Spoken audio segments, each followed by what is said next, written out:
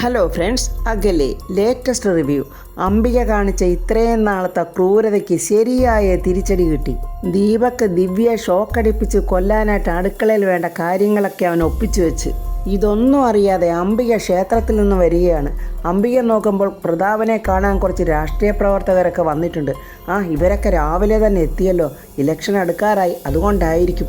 ഇവന്മാരെ ഒന്ന് സോപ്പിട്ടൊക്കെ നിർത്താം, ഞാനും ഭാവിയിൽ ഇലക്ഷനൊക്കെ ഒന്ന് ഇറങ്ങേണ്ടതാണല്ലോ. ദീപക്കാണെങ്കിൽ വലിയ കണക്കൂട്ടലോടെ വലിയ പ്രതീക്ഷയോടെ ഇങ്ങനെ നിൽക്കുവാണ്. ദിവ്യ ഇപ്പോൾ ഇങ്ങോട്ട് വരും, ഭക്ഷണമൊക്കെ ചൂടാക്കാൻ നോക്കും. അപ്പോഴേ അവൾ ഷോക്കടിച്ച് സ്പോട്ടിൽ തന്നെ തീരും. അങ്ങനെ മഹാമനസ്കയായ ഋതിക കുഞ്ഞിനെ ഏറ്റെടുത്ത് കുഞ്ഞിൻ്റെ പോറ്റമ്മയായി മാറും. അങ്ങനെ എൻ്റെ കുഞ്ഞിൻ്റെ അമ്മയായി ഋതിക മാറും. എത്ര മനോഹരമായ സ്വപ്നം! അതൊരിക്കലും നടക്കാൻ പോകുന്നില്ലെന്ന പൊട്ടൻ ദീപക്കിന് അറിയില്ലല്ലോ. അംബിക പ്രതാപനെ കാണാൻ വന്നവരോട് ചോദിക്കുന്നു, അല്ല, നിങ്ങൾ ഇവിടെ തന്നെ നിൽക്കുവാണോ?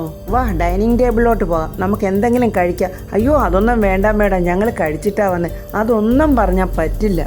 അംബിക നാടകം കളിക്കുവാണെന്ന് അവന്മാർക്കും മനസ്സിലായില്ല. രാവിലെ ഞാൻ ക്ഷേത്രത്തിൽ പോയിട്ട് വരുമ്പോൾ നിങ്ങളിങ്ങനെ ഒന്നും കഴിക്കുന്നില്ല, കുടിക്കുന്നില്ല എന്നൊക്കെ പറയുമ്പോൾ അത് ശരിയാണോ? അത് പറ്റില്ല, നിങ്ങൾ എന്തെങ്കിലും കഴിച്ചേ പറ്റത്തുള്ളൂ.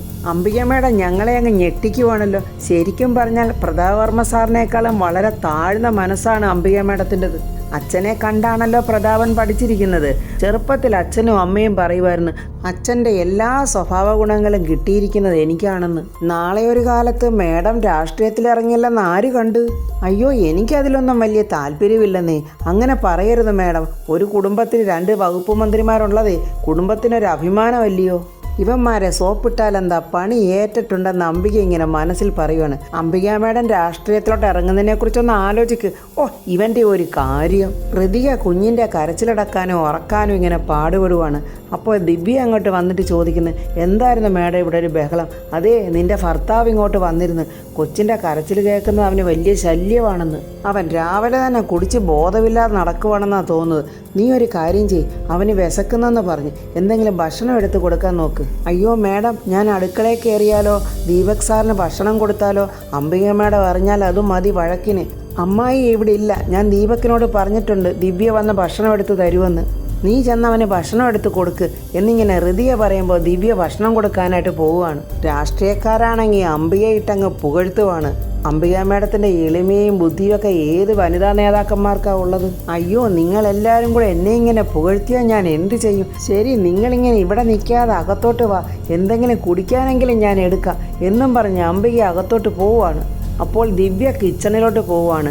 അംബിക കണ്ടിട്ട് ചോദിക്കുന്നത്, അല്ല, നീ ഇതെങ്ങോട്ട് പോവാടി? അത് ദീപക് സാറിന് ബ്രേക്ക്ഫാസ്റ്റ് എടുത്ത് വെക്കാൻ പോവാ.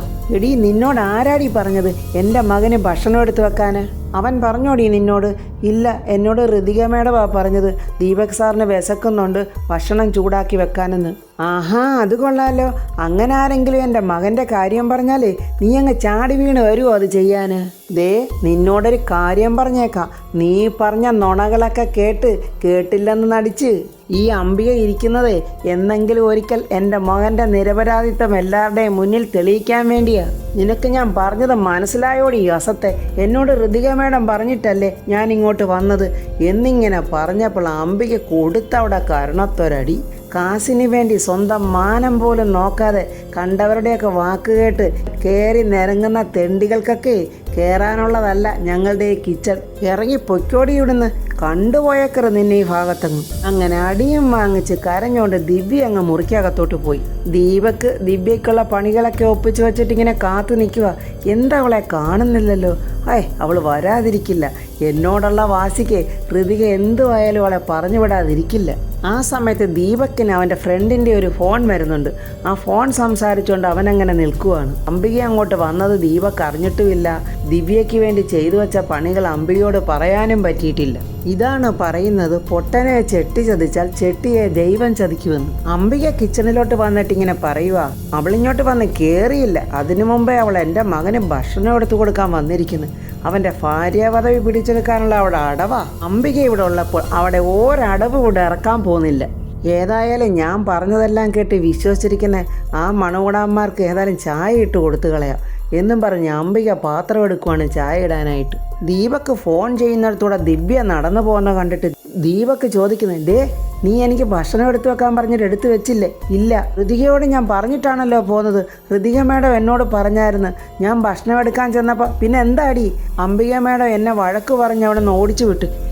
അമ്മ വന്നെന്നോ? ദീപക്കിനാകെ വെപ്രാളമായി. ദൈവമേ, അമ്മ പോയി അവിടെ കാണാൻ തൊട്ട അമ്മ ഷോക്കടിക്കുമല്ലോ. അയ്യോ എൻ്റെ അമ്മേ എന്നും പറഞ്ഞ് ദീപക്ക് അങ്ങോട്ട് ഓടുവാണ്. അപ്പോഴേക്കും അംബികയ്ക്ക് ഷോക്കടിച്ച് അംബിക അമ്മേന്നും പറഞ്ഞ് അലറി പൊത്തോന്ന് താഴെ തെറിച്ചു വീണു. ഓടി വന്ന ദീപക്ക് നോക്കുമ്പോൾ ബോധമില്ലാതെ കിടക്കുന്ന അംബികയെ കണ്ടിട്ട് അയ്യോ എൻ്റെ അമ്മ മരിച്ചോ, അമ്മേ എഴുന്നേക്കമ്മേ, അമ്മേ എഴുന്നേക്കമ്മേ എന്നിങ്ങനെ പറഞ്ഞിട്ട് അവൻ അപ്പുറം ഇപ്പുറം നോക്കുന്നുണ്ട് ആരെങ്കിലും വരുന്നുണ്ടോന്ന്.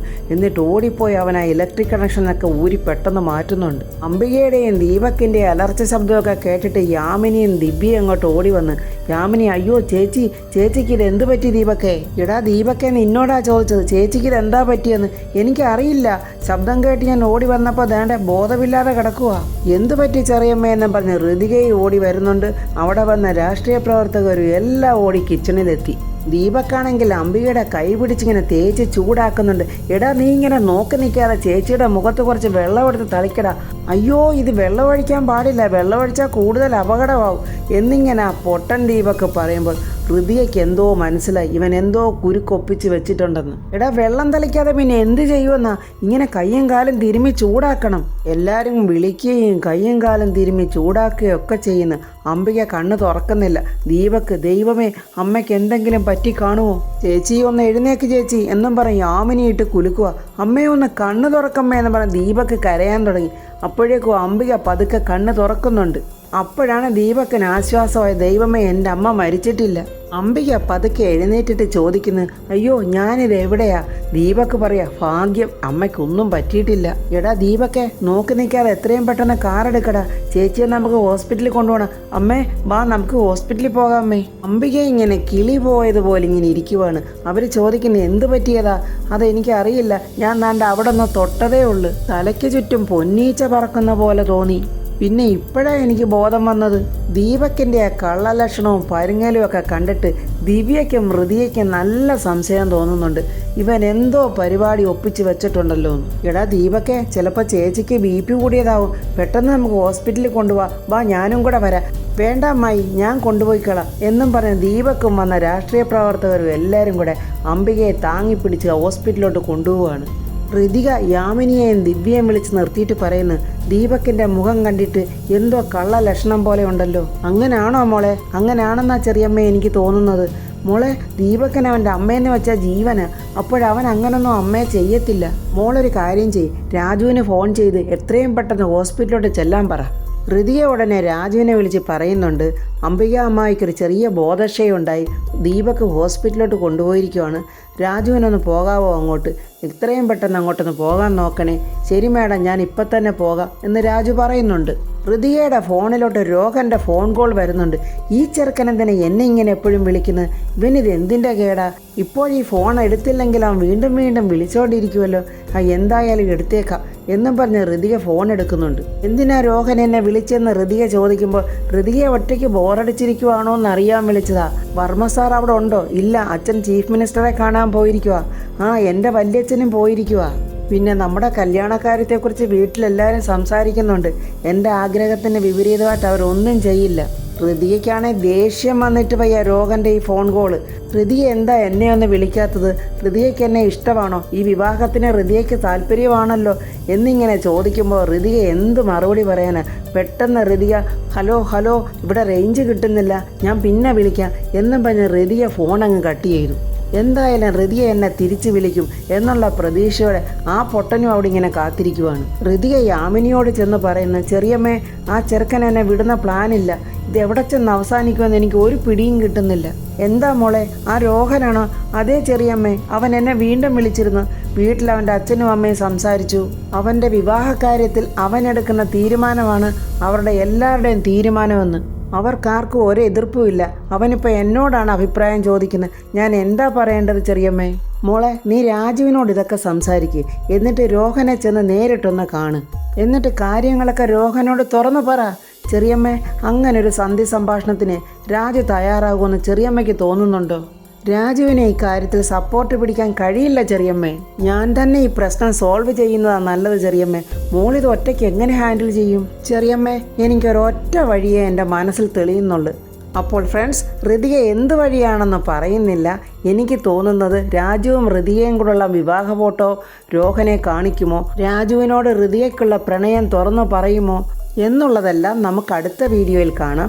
എൻ്റെ ഈ വീഡിയോ ഇഷ്ടപ്പെട്ടാൽ ലൈക്കും കമൻസും, സബ്സ്ക്രൈബ് ചെയ്യാത്തവർ സബ്സ്ക്രൈബ് ചെയ്യണേ.